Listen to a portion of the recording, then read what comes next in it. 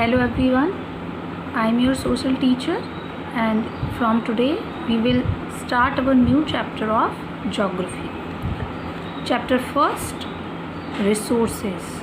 So let's begin this chapter. Mona and Raju were helping Amma to clean their house. Mona और राजू नाम के दो बच्चे हैं जो उनकी अम्मा हैं, उनकी हेल्प करते हैं घर को साफ़ करने में या घर की सफाई. Look at all these things: clothes, utensils, food grains, combs, this bottle of honey, books. Each of these has a use, said Mona. अब घर की सफाई करते करते जो मोना है उसने क्या कहा कि look at all these things, इन सारी चीज़ों की तरफ देखो तो. कपड़े हैं, बर्तन हैं, खाने के लिए अनाज है, कंघे हैं, कोम्स, हनी, बुक्स. क्या ये सारी चीज़ें आपके यूज़ की हैं? मोना ने पूछा अम्मा से. अम्मा ने क्या रिप्लाई दिया?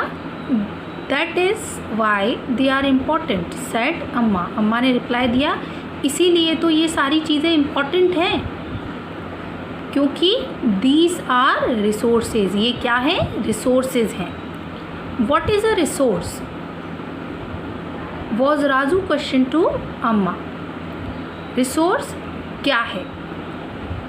राजू ने क्वेश्चन किया किससे? अम्मा से. Anything that can be used to satisfy a need is a resource, replied अम्मा. तो अम्मा ने क्या जवाब दिया? हर वो चीज़ जो कि इंसान की नीड को पूरा करे वो क्या होता है? रिसोर्स होता है. Okay. Look around you and observe, you will be able to identify many types of resources. अम्मा ने कहा अपने चारों तरफ देखो और तुम ये ऑब्ज़र्व करोगे कि तुम्हारे चारों तरफ कई सारे there are so many types of resources around you. The water you drink when you are thirsty, the electricity you use in your house, the rickshaw you use to get home from school, the textbook you use to study are all resources. अम्मा ने क्या कहा? जब तुम्हें प्यास लगती है तो तुम जो पानी पीते हो या फिर जो इलेक्ट्रिसिटी तुम अपने घर में यूज़ करते हो, स्कूल जाते टाइम तुम जो रिक्शा यूज़ करते हो, जो स्टडी के लिए तुम बुक्स पढ़ते हो, they all are resources. Your father has prepared a tasty snack for you. The fresh vegetable he has used are also a resource. अम्मा ने क्या कहा? तुम्हारे पिताजी ने जो तुम्हारे लिए टेस्टी स्नैक्स बनाए हैं खाने में, जो फ्रेश वेजिटेबल्स यूज़ की हैं उस स्नैक को बनाने के लिए, और उसमें जो वेजिटेबल्स यूज़ की गई हैं दे ऑल्सो आर रिसोर्स. वो सब्जियां भी जो यूज़ की गई हैं स्नैक बनाने में वो भी क्या हैं? रिसोर्स हैं. Water, electricity, rickshaw, vegetable and text book have something in common. ये सारी चीज़ें जो हैं, पानी, electricity, rickshaw, vegetable, text book, ये कॉमन सेंस में सब क्या है? रिसोर्सेज हैं. They have all been used by you, so they have utility. लेकिन ये सारी चीज़ें किसके द्वारा यूज़ की जाती हैं? इंसान के द्वारा, और इस वजह से ही इनकी क्या है? यूटिलिटी है, उपयोगिता है. ठीक है. यूटिलिटी और usability is what makes an object और सब्सटेंस अ रिसोर्स. किसी भी चीज़ को एक तरह से जो एक बोले कि रिसोर्स जो है वो आपकी उपयोगिता ही बनाती है. मतलब कोई भी चीज़ आपके लिए कितनी ज़्यादा यूजेबल है वही उस चीज़ को रिसोर्स बनाती है. How does something become a resource? Raju now wanted to know. अब राजू ये जानना चाहता था कि किस तरह से कोई भी चीज़ एक रिसोर्स बन जाती है. नाउ अम्मा told the children that things become resource only when they have a value.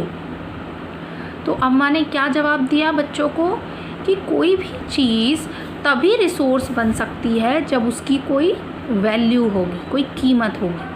It's use और utility gives it a value. किसी भी चीज़ का किस तरह से यूज़ किया जा रहा है, कितना यूज़ किया जा रहा है, इस चीज़ पर डिपेंड करती है उस चीज़ की, उस रिसोर्स की value. All resources have some value said Amma. जितने भी रिसोर्सेज हैं they all have some value, हर रिसोर्स की एक वैल्यू होती है, अम्मा ने कहा।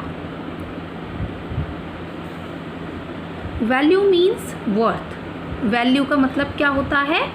वर्थ, यानी जो चीज़ एक तरह से लायक है वैल्यू के। Some resources have economic value, some do not. अम्मा ने क्या कहा कि कुछ रिसोर्सेज तो ऐसे हैं जिनकी इकोनॉमिक वैल्यू होती है, मतलब पैसे से रिलेटेड वैल्यू होती है, और कुछ की नहीं होती है। फॉर एग्ज़ाम्पल मेटल्स में हैव एन इकोनॉमिक वैल्यू। जैसे कि जो मेटल्स हैं, ठीक है, उनकी इकोनॉमिक वैल्यू होती है, चांदी है या फिर स्टील है, आयरन है, इन सारी चीज़ों की आपने देखिए वैल्यू होती है, पैसों से ख़रीदी जाती हैं, तो इनकी इकोनॉमिक वैल्यू है। लेकिन ब्यूटीफुल लैंडस्केप में नॉट। वहीं ये मेटल की चीज़ें हैं तो उनकी तो पैसे की तरफ से एक वैल्यू है। लेकिन अगर एक ब्यूटीफुल लैंडस्केप को हम देखें, एक सुंदर कहीं प्रकृति का नेचर का सीन देखें, तो उसकी तो कोई वैल्यू नहीं होगी, इकोनॉमिक वैल्यू, ठीक है। But both are important and satisfied human needs. लेकिन दोनों ही जो रिसोर्सेज हैं वो अपनी अपनी जगह पर इम्पॉर्टेंट हैं, और दोनों ही अपनी अपनी जगह पर ह्यूमन नीड्स को क्या करती हैं? सेटिस्फाइड करती हैं। Okay. Some resources can become economically valuable with time. और अम्मा ने क्या कहा? कुछ रिसोर्सेज ऐसे होते हैं जो टाइम के साथ साथ, मतलब जिनकी टाइम के साथ साथ वैल्यू बढ़ जाती है। Your grandmother's home remedies have no commercial value today, but if they are patented and sold by a medical firm tomorrow, they could become economically valuable. Example के लिए ग्रैंड मदर ने क्या कहा कि मान लीजिए अभी जो तुम्हारी दादी माँ के जितनी भी होम रेमेडीज़ है ना, घर पर जो होम रेमेडीज़ आपकी दादी की, नानी की, जो घरेलू नुस्खे जिनको बोले, तो वही बोला उन्होंने कि आपकी ग्रैंड मदर की जो होम रेमेडीज़ हैं अभी उनकी कमर्शियल वैल्यू नहीं है, क्योंकि दादी और नानी के नुस्खे जो हैं वो एक तरह से पैसे लेकर तो बताती नहीं है ना, उनके लिए कोई उन्हें पैसे देता है। लेकिन वही चीज़ें जो दादी और नानी के घरेलू नुस्खों की चीज़ें जो हैं वो आज कल अगर मान लीजिए मेडिकल पर बिकने लगे तो उन्हीं की इकोनॉमिक वैल्यू हो जाएगी, क्योंकि फिर लोग उन्हें क्या करेंगे? पैसों से खरीदेंगे। Time and technology are two important factors that can change substances into resources. अम्मा ने क्या कहा? टाइम और टेक्नोलॉजी, ये दो ऐसी इम्पॉर्टेंट फैक्टर्स हैं जो कि किसी भी सब्सटेंस को रिसोर्स में चेंज करते हैं। Okay, both are relative to the needs of people. ये दोनों जो हैं, टाइम और टेक्नोलॉजी, ये इंसान की ज़रूरत पर डिपेंड करते हैं। People themselves are the most important resource. बाकी सारी चीज़ें रिसोर्स हैं, लेकिन इंसान जो है, people, they themselves are most important resource for a country. ठीक है, इंसान जो है वो भी क्या है? एक इम्पॉर्टेंट रिसोर्स हैं।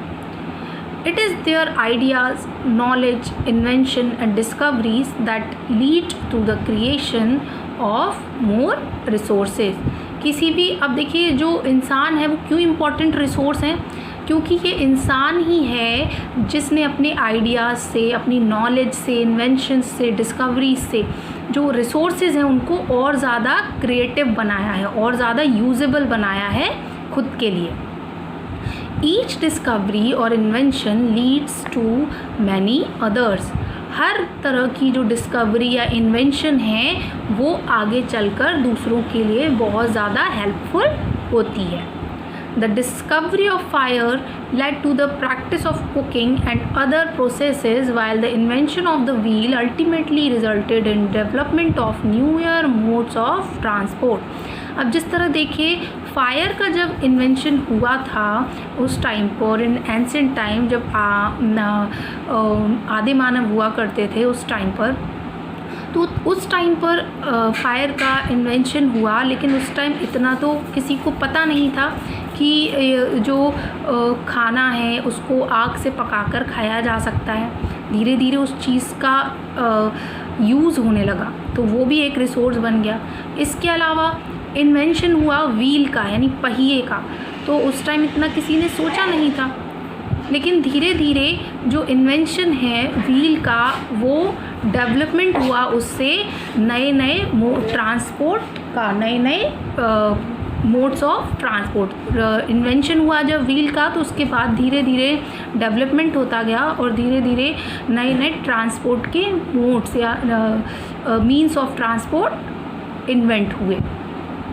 The technology to create hydroelectricity has turned energy in fast flowing water into an important resource.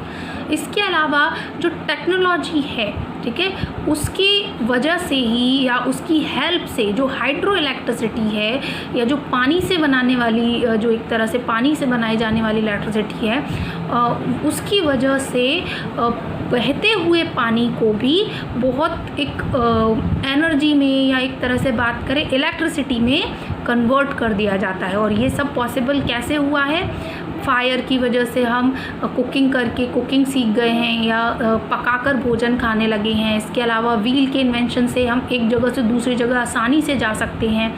इसके अलावा जो पानी है उसकी जो तेज़ फ्लो है उससे हम इलेक्ट्रिसिटी बनाने लगे। तो ये सारी चीज़ें पॉसिबल कब हो पाई हैं? जब टेक्नोलॉजी जो है उसका यूज़ किया गया। तो ठीक है, तो इसी तरह यहाँ पर बताया गया है कि टाइम और टेक्नोलॉजी, ये जो दो इम्पॉर्टेंट फैक्टर्स हैं, वो किसी भी चीज़ को, किसी भी सब्सटेंस को रिसोर्स में चेंज कर देते हैं।